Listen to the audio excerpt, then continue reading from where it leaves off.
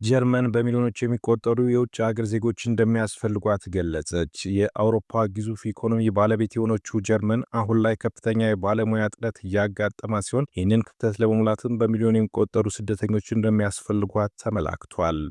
በአሁኑ ወቅት በጀርመን በ163 የተለያዩ የሥራ ዘርፎች ላይ ከፍተኛ የሰው ኃይል እጥረት እንዳለም ተገልጿል።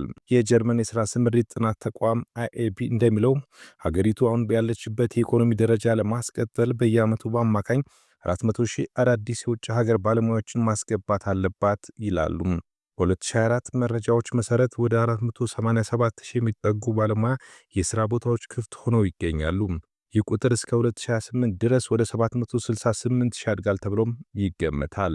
ለመሆኑ የትኞቹ ዘርፎች በከፍተኛ ሁኔታ ተጎድተዋል? በጤናው ዘርፍ በጀርመን ሆስፒታሎች ውስጥ ከ30 ሺህ እስከ 40 ሺህ የሚደርሱ ነርሶች እጥረት እንዳለ ተገልጿል። በቴክኖሎጂ ወይም ደግሞ አይቲ ዘርፍ በዘርፉ ያለው ክፍተት በየዓመቱ እየጨመረ ሲሆን እስከ 2028 ድረስ 133 ሺህ ዲጂታል ባለሙያዎች እንደሚያስፈልጉ ተመላክቷል።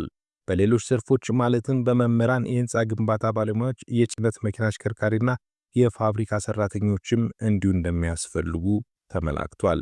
ምንም እንኳን የሰው ኃይል ቢያስፈልጋትም ሂደቱ በሚከተሉት ምክንያቶች እየተገደበ ይገኛል።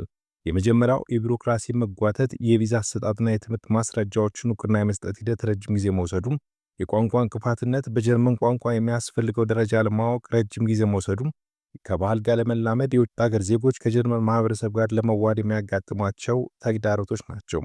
እንደ መፍትሄም ጀርመን በአዳዲስ የህግ ማሻሻያዎችን እያደረገች ስትሆን ለምሳሌ ቼንስኬት ኦፖርቹኒቲ ካርድ የተባለው የነጥብ ስልት ባለሙያዎችን የስራ ውል ሳይኖራቸው ወደ ጀርመን ገብተው ስራ እንዲፈልጉ እድል ይሰጣል ተብሏል። ዘገባው የዶይቼ ቬለ ነው።